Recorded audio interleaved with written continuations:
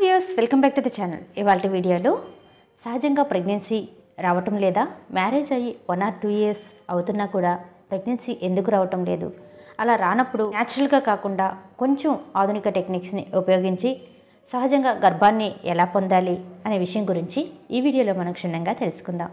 మరి వీడియోలోకి వెళ్ళే ముందు నాది ఒక చిన్న రిక్వెస్ట్, ఎవరైతే మన ఛానల్ని ఫస్ట్ టైం చూస్తున్నారో సబ్స్క్రైబ్ చేసుకోండి, అలాగే పక్కనే ఉండే బెల్ ఐకాన్ని యాక్టివేట్ చేసుకున్నట్లయితే నేను చేసే ప్రతి ఒక్క యూస్ఫుల్ వీడియో మీకు నోటిఫికేషన్ రావడం జరుగుతుంది. వీడియో ఎక్కడ కూడా మిస్ కాకుండా చూడొచ్చు.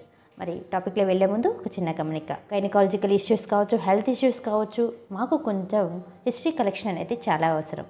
ఒక సింగిల్ స్టేట్మెంట్ ద్వారా మీ అందరికి కూడా డౌట్స్ క్లారిఫై చేయలేకపోతున్నాను కాబట్టి కింద స్క్రోల్ అవుతున్న కాల్ మీ ఫోర్ యాప్ ద్వారా కాల్ చేయండి.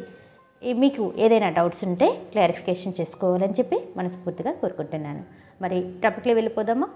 ఎందుకు పిల్లలు పుట్టడం లేదు, న్యాచురల్గా ట్రై చేయమని చెప్పి ప్రతి గైనకాలజిస్ట్ అడ్వైస్ చేస్తూ ఉంటారు. అంటే మీకు మ్యారేజ్ అయిన ఫస్ట్ 1 year వరకు కూడా రిలేషన్షిప్లో ఉన్నప్పటికీ పిల్లలు కలగటం లేదు అంటే we'll call it as infertility అని చెప్పేసి అంటారన్నమాట. Infertility that is comes under male infertility and female infertility. ఎవరిలో ప్రాబ్లం ఉంది, ఎవరిలో ఈ పిల్ల సంతానలేమి సమస్యకు గురవుతున్నారు అనే దాని గురించి కొంచెం ట్రాక్ చేయాల్సిన విషయం ఎంతో ఉంటుంది. అంటే మేల్ ఇన్ఫర్టిలిటీ గురించి చూస్తే వాళ్ళ యొక్క సెమెన్ అనాలిసిస్ చేస్తారనమాట. సెమెన్ అనాలిసిస్ ద్వారా అంటే వాళ్ళ యొక్క కౌంట్ ఎంత ఉంది, వాళ్ళ యొక్క ఎంత మొటిలిటీ ఉంది, అంటే స్పోమ్కి యాక్చువల్గా స్ట్రక్చర్ చూసినట్లయితే హెడ్, నెక్ అండ్ టైల్ అంటే చూసే ఉంటారు ఇమేజెస్లో మీరు.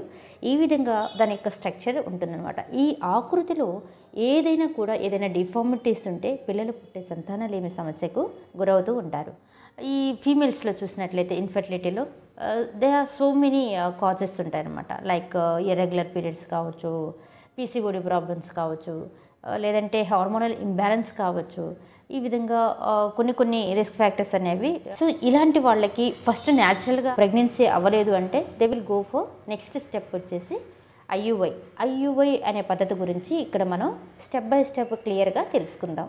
అసలు ఈ ఐయుఐ అంటే ఏంటి అంటే ఇంట్రా యూట్రియన్ ఇన్సెమినేషన్ అని చెప్పేసి ఒక చిన్న ప్రొసీజర్ అనమాట. This is not like a major surgery, it's not a long procedure, it's just 10 to 15 minutes procedure అనమాట. ఈ ఐయుఐ మెథడ్లో ఎలా చేస్తారు అంటే ఎవరైతే ఇన్ఫర్టిలిటీతో బాధపడుతున్నారో వాళ్ళకి అన్ని ఇన్వెస్టిగేషన్స్ చేస్తారనమాట.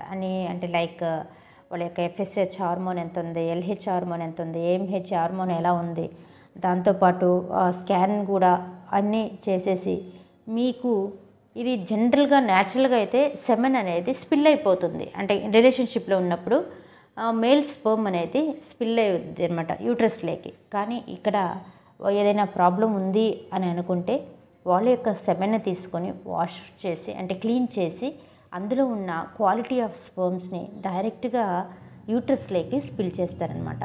సో ఈ పద్ధతిని మనం IUI అని అంటారు. అంటే ఇంట్రా యూట్రియన్ ఇన్సెమినేషన్.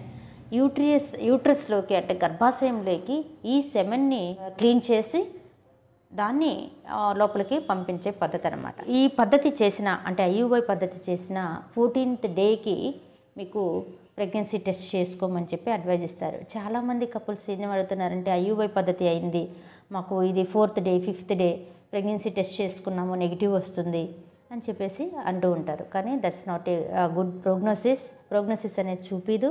సో ఎవరికైతే ఈ ప్రొసీజర్ అయ్యిందో వాళ్ళు 14th day of IUI procedure తర్వాత ప్రెగ్నెన్సీ టెస్ట్ చేస్తుంటే ఐదర్ పాజిటివా నెగిటివ్ అనేది డిక్లేర్ చేసుకోవచ్చు. సో ఈ ప్రాసెస్ అనేది 3 to 4 cycles వరకు కూడా చేస్తారు. అంటే సింగిల్ అటెంప్ట్లోనే మాకు రాలేదు అని చెప్పి చాలామంది డిసప్పాయింట్ అవుతూ ఉంటారు. IUI చేసినా కూడా మాకు ప్రెగ్నెన్సీ రావటం లేదు అని చెప్పేసి. సో డిసప్పాయింట్ ఏం అవసరం లేదు.